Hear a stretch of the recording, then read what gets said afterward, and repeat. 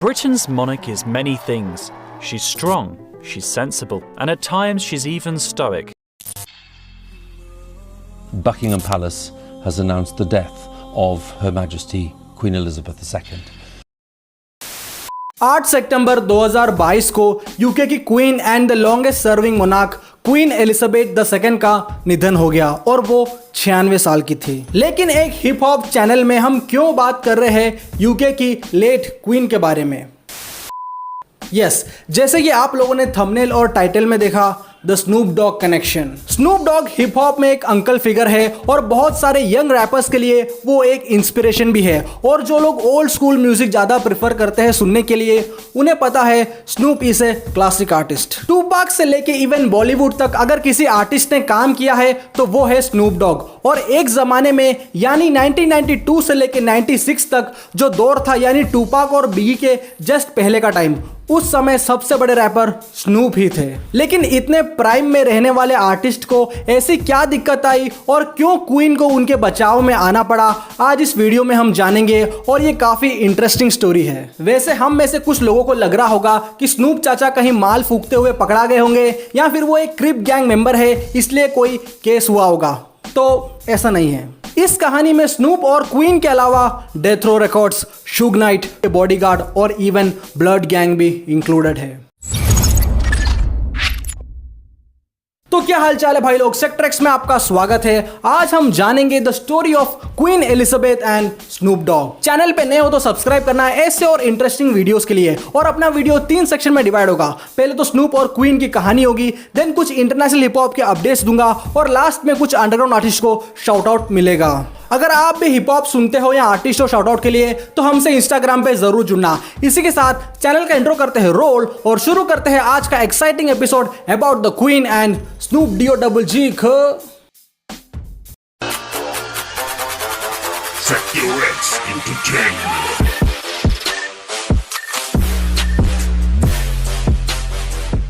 बात है 1993 की, जब स्नूप डॉग डेथ रो में नए नए साइन हुए ही थे और डेथ रो रिकॉर्ड्स का हाइप नेक्स्ट लेवल पे था। तब क्रॉनिक एल्बम जस्ट रिलीज ही हुआ था डॉक्टर ड्रे के तरफ से और उस एक एल्बम ने डेथ रो लेबल को one of the hottest label in rap music बना दिया था। देन अब बारी थी स्नूप डॉग की और चारों ओर से अटेंशन स्नूप पे ही था। लेकिन जैसा हम जानते हैं स्नूप एक रैपर के साथ साथ एक क्रिप गैंग मेंबर भी है। सो उस टाइम पे ब्लड और क्रिप गैंग में बहुत दुश्मनी चलती थी, इवन आज भी है। लेकिन उस जमाने में सीन कुछ अलग ही था। बट ट्विस्ट यहाँ पे ये है कि स्नूप जो लेवल में थे वो ब्लड गैंग वालों का ही था। शुग खुद मॉब पायरू ब्लड गैंग से एफिलिएट थे। पर स्नूप हमेशा चिल्ड रहते थे सबसे और एज सच कोई इश्यूज नहीं होता था उनका ब्लड गैंग वालों से। लेकिन अनफॉर्चुनेटली ये पीसफुल कोएक्सिस्टेंस खत्म होने वाला था स्नूप डॉग के लिए। साल था 1993। स्नूप अपने एल्बम डॉगी स्टाइल पे काम कर ही रहे थे। एक दिन स्नूप और उनके बॉडीगार्ड स्ट्रीट्स में थे लॉस एंजलिस के और वहां पे उनकी कहासुनी हुई एक राइवल ब्लड गैंग मेंबर से और चीजें इस कदर बिगड़ी कि सिचुएशन कंट्रोल से बाहर हो गया। हुआ कुछ यूं कि जिस बंदे से कहासुनी हुई थी, जो बेसिकली एक ब्लड गैंग मेंबर था, वो अपने जैकेट के अंदर रखे गन की ओर अपना हाथ लेके जा रहा था। इतने में स्नूप डॉग के बॉडीगार्ड हरकत में आते हैं और उस बंदे को गोली मार देते हैं। हालांकि स्नूप के बॉडीगार्ड ने वो स्नूप के बचाव के लिए ही किया था, लेकिन मर्डर तो मर्डर ही है। पर उनके एल्बम पे कुछ काम पेंडिंग था और उसी वीक था MTV म्यूजिक अवार्ड्स, जहां पे अच्छा खासा प्रमोशन मिलता डॉगी स्टाइल एल्बम को। स्नूप MTV म्यूजिक अवार्ड्स वाले दिन तक अंडरग्राउंड हो गए और मीनवाइल पुलिस वाले उस केस को इन्वेस्टिगेट कर ही रहे थे और स्नूप इन्वॉल्व थे उस शूटिंग में, पुलिस वालों को पता चल गया था। और जिस दिन MTV म्यूजिक अवार्ड शो था तब स्नूप डॉक्टर ड्रे वगैरह के साथ उस अवार्ड शो में अपीयर हुए। लेकिन स्नूप के चेहरे पे पूरे शो के दौरान टेंशन साफ नजर आ रहा था। मीनवाइल पुलिस वाले अरेस्ट करने आ गए थे स्नूप डॉग को MTV म्यूजिक अवार्ड शो में ही। लेकिन यहाँ पे शुग नाइट ने अपना पावर दिखाया और शुग ने पुलिस वालों के साथ डील किया कि अवार्ड शो के बाद स्नूप डॉग अपने आप को सरेंडर कर देंगे पुलिस के सामने। और फिर ऐसा ही हुआ। शो के बाद स्नूप डॉग ने सरेंडर किया और ये तब एक ब्रेकिंग न्यूज़ था।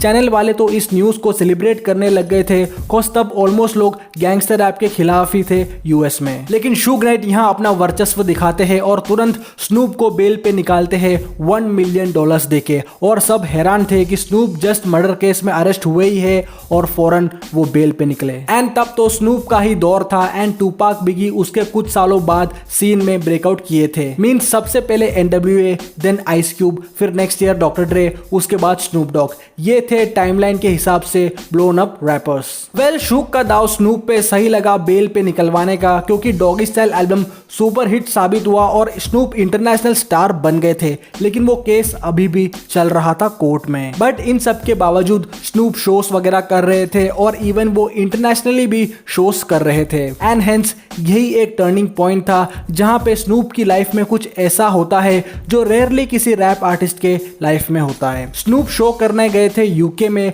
और वहां पे प्रमोशन के लिए स्नूप की एक हथकड़ी वाली फोटो यूज किया जा रहा था। ये एक कंट्रोवर्सी हो गया पूरे यूके में और मैसिव प्रोटेस्ट होने लगा स्नूप डॉग के लिए और इवन लोग सड़कों पे उतर के आ गए थे। लेकिन स्नूप को एनी हाउ शो करना ही था क्योंकि उनको पैसों की जरूरत थी। डेथ रो से स्नूप डॉग को ऐसे कुछ खास पैसे नहीं मिल रहे थे। शुग नाइट स्नूप को केवल गाड़ी और रहने के लिए अपार्टमेंट देते थे जो इवन उनके नाम पे भी नहीं था।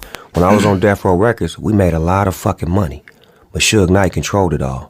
Everything was in his name. He distributed the money, he passed it out, he gave you what he felt you should have. We got a lot of money. So snoop को अगर पैसे चाहिए थे तो उसका एक ही जरिया था और वो था शोज।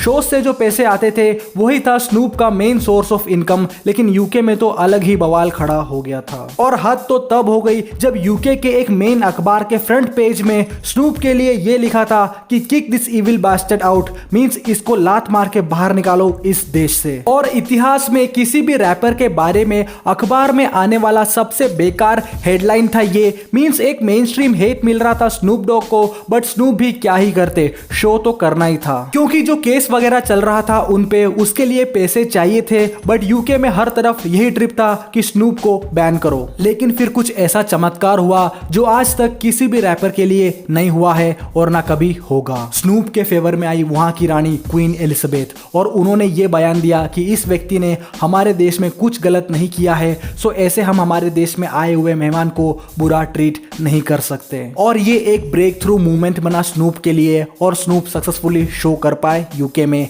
एंड इस तरह स्नूप ने यूके में शो भी किया और वहां से इज्जत से वापस अमेरिका आ भी गए। और कई सालों बाद स्नूप ने अपने एक इंटरव्यू के दौरान फनी वे में बोला कि क्वीन एलिजाबेथ के पोते प्रिंस विलियम्स और हैरी ने जिद किया होगा कि दादी प्लीज स्नूप डॉग को मत बैन करो, को स्नूप का म्यूजिक बहुत डोप है। The son saying kick this evil bastard out from the first time you came here. Crazy world, man. But that's when the Queen said he has done no wrong because her grandbabies loved me back then. And who did her grandbabies grow up to be? Exactly. Prince, William and Harry. Anyways snoop का case 3 साल चला और 20 फरवरी 1996 को snoop और उनके bodyguard दोनों को बाइज्जत बरी कर दिया कोर्ट ने, क्योंकि स्नूप के वकील ने यह साबित कर दिया कि स्नूप और उनके बॉडीगार्ड ने सेल्फ डिफेंस में गोली चलाई है, यानी आत्मरक्षा के लिए किया जो भी हुआ था। और ये स्नूप के लिए एक बहुत बड़ी जीत थी। एंड समझ लो अगर गलती से सजा हो जाती तो आज भी स्नूप मर्डर केस में अंदर होते। इन सभी हालातों को फेस करके ही स्नूप डॉग इतने टाइम से टिके हुए हैं हिप हॉप में, इसलिए ही उन्हें ओजी कहते हैं हक से। तो ये वाकया था स्नूप डॉगी डॉग और यूके की क्वीन एलिजाबेथ II का।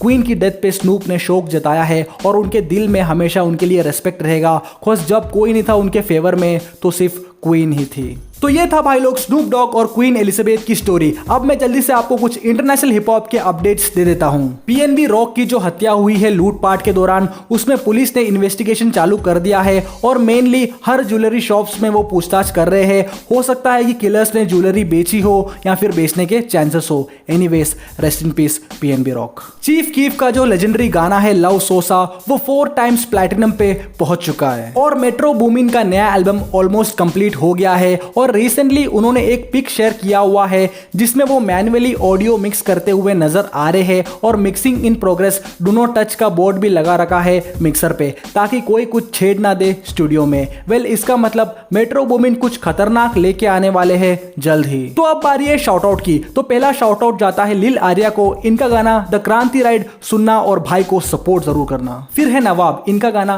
Pandemic the anti smoking anthem सुनना, एक मैसेज वाला सॉन्ग है, मस्ट लिसन। और last but not the least है वी आर स्टैन, इनका गाना तेरा भाई सुनना और भाई को सपोर्ट करना एंड अपने रिव्यू इन तीनों आर्टिस्ट के कमेंट सेक्शन में ड्रॉप करना ताकि ये लोगों को सपोर्ट मिले और ऐसे आगे बढ़े। तो आज का वीडियो यहीं खत्म होता है। अगर आप हिप हॉप सुनते हो या आर्टिस्ट हो शाउट आउट के लिए तो हमसे इंस्टाग्राम पे जरूर जुड़ना। मिलते हैं अगले वीडियो में, तब तक के लिए अपना ख्याल रखना, अपने घर वालों का ख्याल रखना, इंटरनेशनल आर्टिस्ट को सुनना और अपने लोकल आर्टिस्ट को सपोर्ट करना। Bye bye, take care.